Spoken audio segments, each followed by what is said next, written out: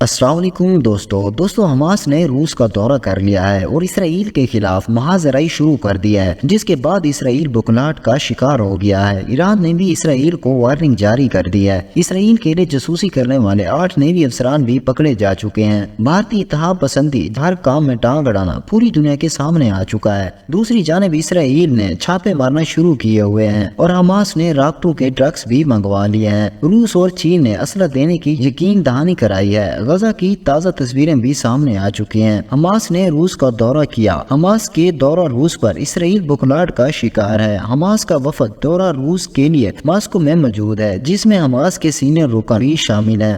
اسرائیل کی اتنی کوششوں کے باوجود روس نے اسرائیل کی جلتی پر تیل چھڑک دیا۔ روسی صدر نے غزہ میں اسرائیل کی جنگ کے پورے مشرقی وسطی میں پھیلاؤ کا خدشہ ظاہر کیا ہے۔ مختلف مذاہب سے تعلق رکھنے والے مذہبی رہنماؤں نے روسی صدر سے ملاقات کی اور اسرائیل میں جاری جنگ پر تبادلہ خیال کیا۔ اس موقع پر روسی صدر کا کہنا تھا کہ غزہ میں اسرائیل کی جنگ مشرقی وسطی سے باہر بھی پھیل سکتی ہے۔ غزہ میں بے گناہ خواتین، بچوں اور بوڑھوں پر بم باری انتہائی غلط ہے۔ ہمارا بنیادی کام خون ریزی اور تشدد کو روکنا ہے۔ انہوں نے کہا کہ اسرائیل نے فوجی مہم بند نہ کی تو جنگ مزید بڑھنے کا خطرہ ہے۔ دوسری طرف ایرانی وزیر خارجہ حسن امیر نے اسرائیل حماس جنگ پر خبردار کرتے ہوئے کہا، اسی طرح غزہ میں نسل کشی جاری رہی تو امریکہ بھی اس کی آگ سے نہیں بچ پائے گا۔ ایران، قطر اور ترکی کے ساتھ مل کر حماس اسرائیل کشیدگی کو روکنے کے لیے کام کر رہے ہیں۔ ایران نہیں چاہتا تنازع پھیلے، لیکن حالات کنٹرول سے باہر ہو سکتے ہیں۔ اسی طرح اقوام متحدہ میں جنرل اسمبلی اجلاس میں فلسطینی سفیر کا کہنا تھا، اسرائیلی بمباری سے غزہ پٹی میں زیادہ تر رہائشی علاقے مکمل تباہ ہو چکے ہیں۔ حالات واقعی کنٹرول سے باہر ہوتے جا رہے ہیں۔ اب تک تو امریکہ، روس اور چائنا سب اپنے اپنے فریق کے ساتھ کھڑے تھے، لیکن بھارت ہمیشہ کی طرح منافقت کرتا رہا، جس کے واضح ثبوت اب سامنے آ چکے ہیں۔ خبر کچھ یوں ہے کہ قطر کی ایک عدالت میں بھارتی بحریہ کے 8 سابق اہلکاروں کو جاسوسی کے الزام میں سزائے موت دینے کا حکم دیا گیا ہے۔ سابق اہلکاروں کو 2022 میں قطر کے خلاف اسرائیل کے لیے جاسوسی کرنے پر سزا سنائی گئی تھی۔ بھارتی ایجنسیاں جاسوسی اہلکاروں کو مسلسل مدد فراہم کرتی رہتی ہیں۔ جاسوس اہلکار دائرہ گلوبل ٹیکنالوجی میں چھوٹی ڈوزیں بناتے ہیں، اس جیسے ایک حساس نوعیت کے منصوبے پر کام کر رہے تھے۔ یہ سب اسرائیل کے ساتھ رابطے میں تھے اور مسلسل ان کو مدد فراہم کرتے رہتے تھے۔ بھارتی وزیر خارجہ نے سزاؤں کی تصدیق بھی کی ہے اور کہا کہ وہ اس فیصلے سے متفق قانونی آپشن پر غور کر رہے ہیں۔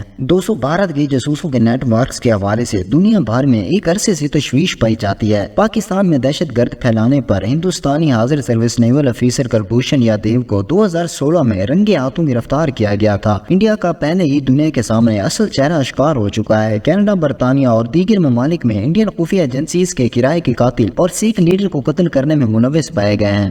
قطر کی عدالت کے فیصلے کے بعد بھارت کے لیے دنیا بھر میں سفارتی تعلقات قائم رکھنا مشکل ہو گیا ہے۔ دوسری طرف اسرائیلی فوج نے کہا کہ اگنی چھاپے اور لڑائی کے مراحل کی تیاری ہے۔